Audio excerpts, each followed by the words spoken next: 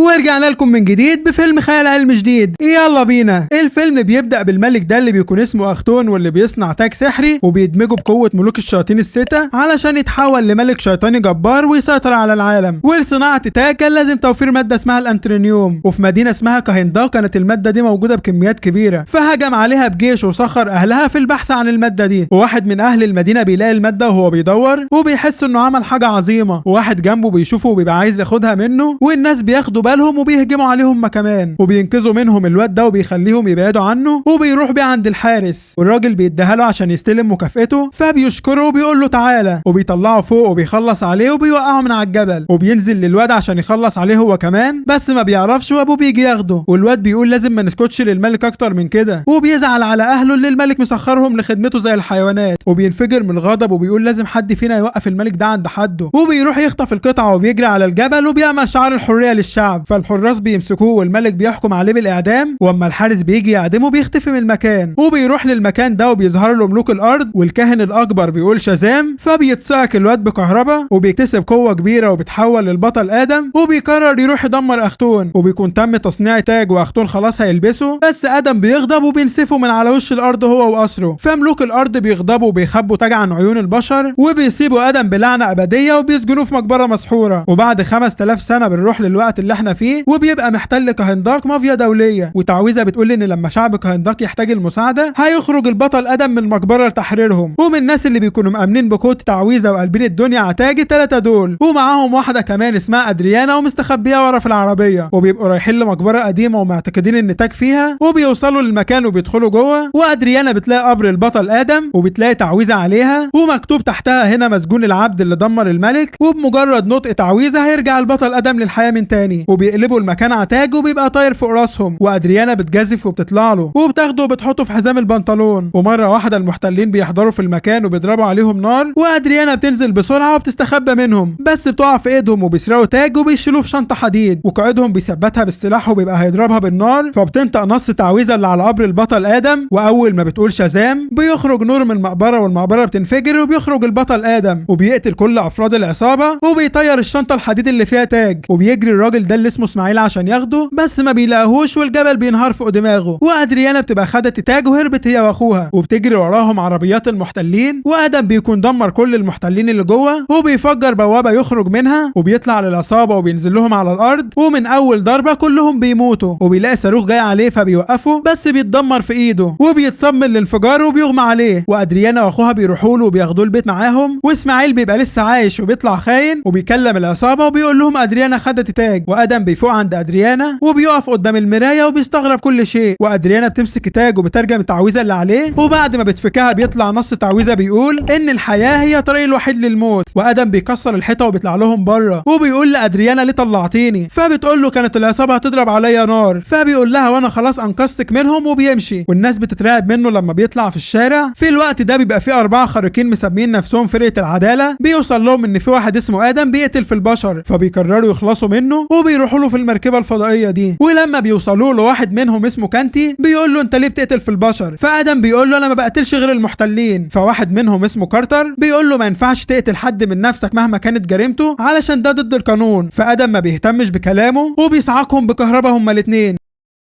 بس واحد منهم بيتحول لعملاق وبيهجم عليه من ظهره وبيرميه في الارض، بس ادم بيصعق ايديه بكهرباء وبيطير عليه وبيديله واحده في وشه وبيرميه على الارض وبيطير بعيد وبيمشي، واسماعيل بيخطف ابن ادريانا اللي اسمه امون عشان ترجع له تاج، وامون بيكلم امه عشان تلحقه وبيقول لها اسماعيل خاطفني، فبيطمنه وبتقول له ما تخافش، وبتجري على ادم وبتقول له الحق ابني، فبيطير على اسماعيل وبيفرتك الحراس بتوعه وبيدخل يجيب امون، بس اسماعيل بيكون مأمن نفسه بجدار من الانترينيوم وادم ما بيقدرش يخترقه، وراه على طول بتيجي ادريانا والابطال الخارقين، واسماعيل بيقول لهم لو ما جبتوش تاج هقتل امون، فادريانا على طول بتخرج تاج وبتقول له هديهولك بس ترجع لي امون، وبتطلع له وبيفتح لها الجدار العازل وبتدخل له وبتدي له تاج وبيشكرهم وبيقول اخيرا رجع لي تاج بتاع جدي، وبيقول لادم اللي انت ما تعرفوش ان انا اخر واحد من نسل الملك اختون اللي قبل ما يلبس التاج زمان انت قتلته وفجرت قصره، وبيقول لادم بقوه التاج ده انا هدمرك وهرجع عرش جدي اختون وهحكم شعب كاهنداك، وبيلغي الجدار العازل وبيضرب رصاصه على امون، بس ادم بسرعه بيبعد الرصاصه بايده وعينه بتتملي غضب وقوته بتخرج عن السيطره. فكارتر وكانتي بيأمنوا ادريانا وامون بسرعه وما بيلحقش اسماعيل يلبس التاج، وادم بيفجر المكان زي ما فجروا زمان وكلهم ما بيحصل لهمش حاجه من الانفجار، بس امون بيتصاب وبيفقد الوعي وادم بيزعل على اللي عمله في امون وبيتضايق وبيمشي، وبيلاقوا تاج هنا وبياخدوه وكارتر بيروح لادم عشان يقتله. بس ادم بيكون حزين وبيقول القوه دي ما جابتليش غير المشاكل وخسرتني عيلتي، وبسببها زمان الملك خلى الحراس يقتلوا مراتي قدام عيني وانا كنت خلاص هموت، بس ابني هيروت انقذني واصر ان ناخد القوه بتاعته عشان افضل عايش، واحنا الاتنين مره واحده قلنا شازام، فالقوه اللي عنده بقت عندي ورجع شكله عادي زي ما كان. بس جنود اختون ضربوا هيروت بسهم في قلبه وكان الملك امرهم يموتونا، بس انا خلصت عليهم وموت هيروت عن عينيا وخلاني رحت قتلت اختون ودمرت قصره عشان ارجع حق هيروت وامه. وبيقول لكارتر القوه دي ما سبتليش حد عايش عشانه في حياتي، وبيتنازل عن القوه دي وبيقول شازام وبيتحول انسان عادي، وكارتر بيقبض عليه وبياخده لسجن سري تحت الميه وبيسجنوه في تابوت ازاز وبيملوا تابوت بالميه عشان ما يعرفش ينطق تعويذه ويقول شازام، وبيسيبوا جثه اسماعيل جوه ثلاجه في نفس السجن وبعدها بيمشوا والتاج بيتقلب من ادريانا بالصدفه فنص تعويذه بيتعكس وبيقول الموت هو الطريق الوحيد للحياه. فادريانا بتخاف وبتقول معنى الكلام ده ان موت اسماعيل يعتبر بدايه الحياه ابديه. في الوقت ده اسماعيل بيفوق في عالم الشياطين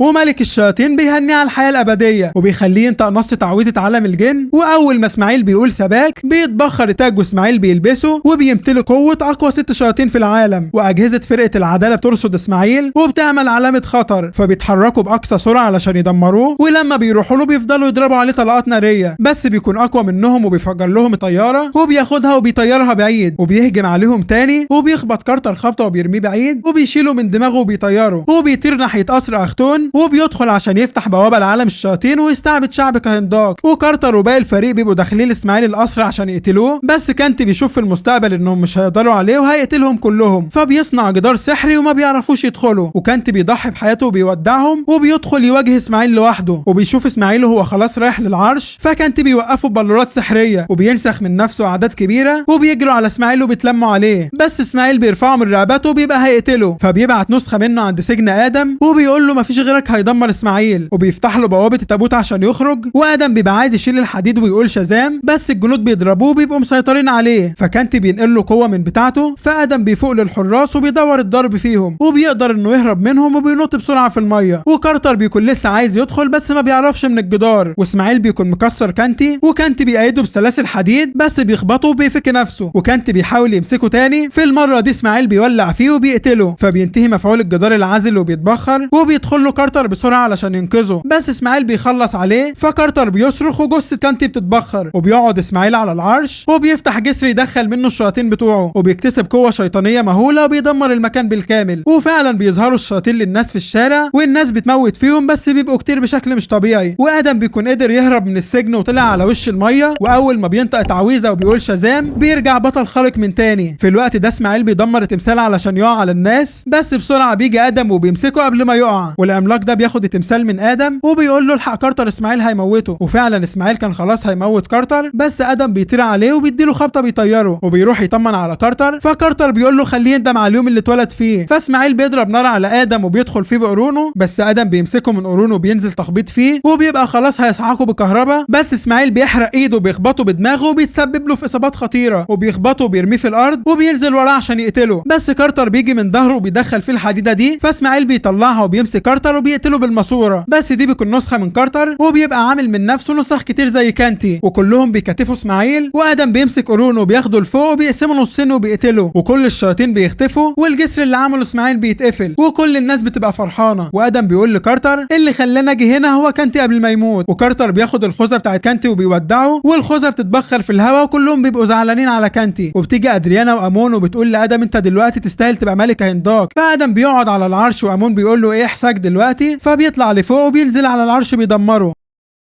وبيقول لهم كهنداك مش عايزه ملك يحتلها، كهنداك عايزه ابطال يحموها، فادريانا بتقول له شكرا يا ادم، فبيبص لها وهو على وشه ابتسامه، وبتنزل له مركبه فضائيه وهو قاعد بالليل وبتكلمه واحده تبع جمعيه ابطال خارقين دوليه وبتهدده وبتقول له لو حاولت تخرج من كهنداك هخلص عليك، فبيقول لها مفيش مخلوق على وش الارض يقدر يهزمني وبيدمر الشاشه، فبتبعت له سوبرمان. وكده خلص الفيلم، لايك للفيلم واشتراك في القناه عشان نخش على الفيلم اللي وراه. سلام عليكم.